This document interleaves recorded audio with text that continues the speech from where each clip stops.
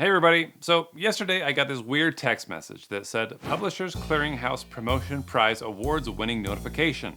And then it had this big long word salad about prize awards, sweepstakes, jackpots. It sounds like I've won something. So I said, really? And whoever sent this responded and said, yes sir, are you ready to claim and receive your payment today? I thought, well, why not? And I said, yes. They said, what is your full name and your address where the money will be delivered so I can get it to check your profile on here okay.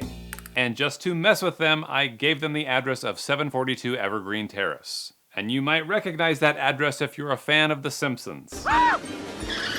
And then I said that my name was Ned Flanders. Okily-dokily-do! And they wrote back and said, your name is Ned Flanders?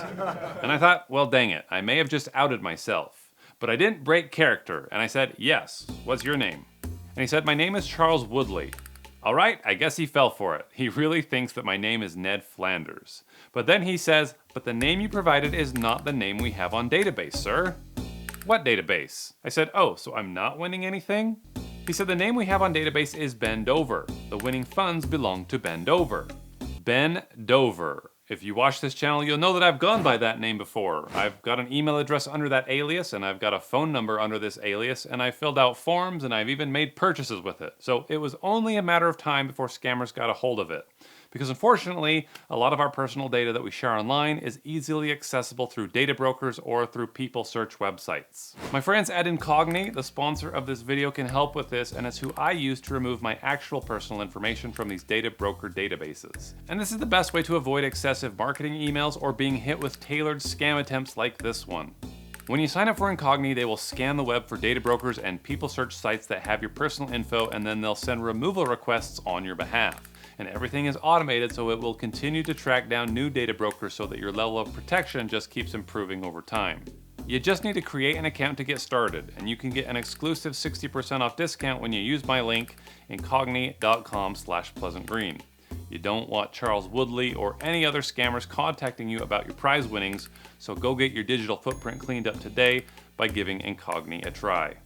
So yes, this scammer has some personal information of Ben Dover's, but I decide to play it cool. I say, oh, that's my cousin. He recently gave me his phone. And Charles says, okay, let me help you check your name if your name is available on a winner's list, because we still have more than 500 people that never claim their winning funds. And I'm like, okay, and soon Charles comes back with, congratulations to you, Mr. Ned. You won. Your name is still available on winner's list, and you qualified to receive the amount of $270,000 USD. Well, how about that? Ned Flanders is on the list. And in today's video, I think that we're going to do something fun and see how many pop culture references we can squeeze into this conversation before Charles catches on and ghosts me. So I say, wow, that's great. And show me the money. Show me the money! Charles says, for security reasons, we advise all winners to keep this information confidential from the public until your claim is processed and your prize released to you. This is part of our security protocol to avoid double claiming and unwarranted taking advantage of this program by non-participant or unofficial personnel, and to avoid armed robbers on coming to your house. Understand? Armed robbers? Wow, I said, I understand. My godfather always tells me never tell anybody outside the family what you're thinking. Never tell anybody outside the family what you're thinking again. And Charles says, okay, good. Are you on WhatsApp? I am on WhatsApp, and for some reason that's where he decides to continue our conversation. He says, hello, Mr. Ned, this is Charles. I'm like, hello, Charles. He says, yes. What you will need to do now is activate your winnings fund so that I can proceed on your winnings funds. Then I will tell you how you can receive your winnings payment. And I'm like, how do I do that? He says, you will need to activate your winnings funds with Apple gift card of $250 now. Okay, we all know that gift cards are the currency of scammers because there are exchanges out there that will buy your gift cards with Bitcoin. And this is the easiest way to send money internationally without dealing with banking regulations. But I play dumb and I say, how do you activate winnings with a gift card? He said, you will need to get the gift card and get back to me, then I will activate your winnings on database here, okay.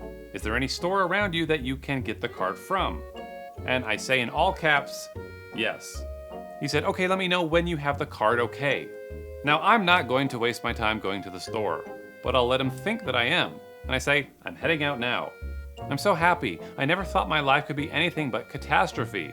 But suddenly, I begin to see a bit of good luck for me. 'Cause I've got a golden ticket. Charles says, this is a great opportunity for you, Mr. Ned. And I say, what do I do when I get the gift card? He said, you take the picture of the card and send it to me here with the receipt of the card. I'm like, then what? He said, then I will proceed on your winnings funds immediately. So I ask, how will the funds be delivered to me? He said, the funds will deliver to you by delivery agents. I said, do they show up at my door with balloons? And he's like, yeah, sure. Then he attaches a picture and he says, this is one of our recent winner and this is how they're going to show up in your house. And this gets me very excited. So I say, if I were a wealthy man, I wouldn't have to work hard. Yabba dibba. Charles is like, what? I say, oh, nothing, I'm just excited. He says, okay, have you get to the store or you're still on your way to the store? I say, I'm on my way. Okay, let me know when you get it. I ask, what kind of a card? And he tells me that I need to get an Apple card. So then I just Googled an image of an Apple gift card and I send it to him and I say, how do you like them apples? How do you like them apples? He says, yes, that is it. You will need to open the pack and remove the card from the pack and then take the picture of the card. So I start doing this thing to frustrate him, where I would take pictures that you could only open once, but I just sent a black screen. And I did this a few times until he got frustrated and eventually called me. Am I talking to Charles right now? Yeah. Okay, did you not get my, it's me, Ned. Did you get my pictures? No. Okay, you just want me to send it to you through WhatsApp, or you want me to mail it to you, or you want me to email it to you? Like, how do you want me to get it to you? No, I want you to send it to me on WhatsApp. Okay, well, I tried like 3 times. Didn't you get it? No. I haven't got any picture from you. Well, just take the picture. All right, let's see how many pop culture references I can squeeze into this phone call. It's not like I'm not trying. You know, I'm working on it. I definitely want the money. I've got my mind on that money, and I've got the money on my mind. Yeah, you will definitely get your money by God's grace. Yeah, by God's grace. I spent $250 on that Apple gift card. Like you're gonna deliver the money, right? You're not just gonna take the money and run. Go on, take the money and run. I can never do that, and I will never do that till the end of my life. Good, because that money's actually not mine. It's my wife's. I had to borrow it from my wife to go buy the money, and she works hard for the money. So you better treat her right.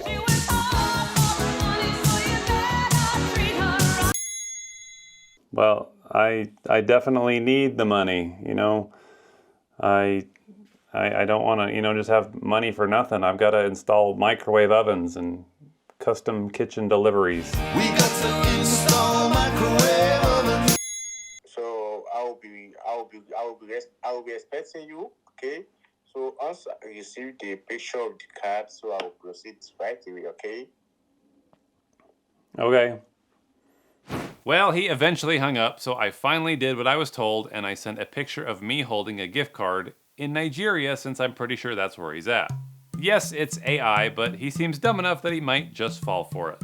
He says, is this the picture of the Apple gift card? I say yes. He says, we don't play here, Mr. Ned. If just let us know if you're ready to claim and receive your winnings funds. And I'm like, you can keep the funds. And he goes on to say, you don't want it? And I'm like, it's not about money. It's about sending a message. Not about money. It's about sending a message. And with that, I got in 11 pop culture references before this guy finally realized that he was being played. He said, I don't understand. What message are you sending? I said, stop scamming, Mr. Charles. He said, so you didn't get any Apple card? You're just lying? Yes. Is that good? I said, yes, it's good to waste your time because you are a scammer. I'm not a scammer. That is an insult.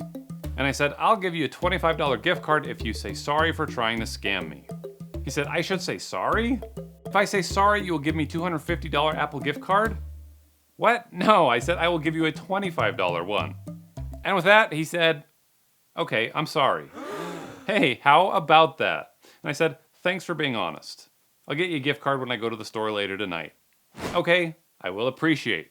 And I actually did go get him a $25 gift card because I do appreciate the honesty and I had a lot of fun with him.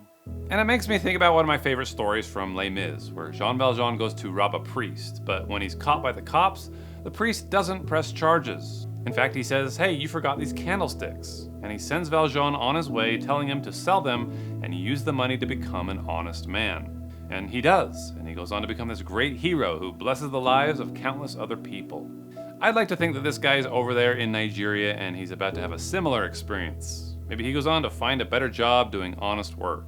Maybe he goes on to have kids and raise them up in the right way. And maybe those kids have kids and a whole generation and community is better off because I decided to treat that scammer nicely and set him on the right path. Or maybe he just goes right back into scamming. But I'm still proud that I got 11 fun pop culture references into this scam bait. And I'm extending that challenge to the rest of you. So next time you get a scam text, see if you can beat my record and let me know in the comments below if you do. Maybe I'll give you a gift card. But thanks for watching, everybody. Be safe out there, and I'll see you later.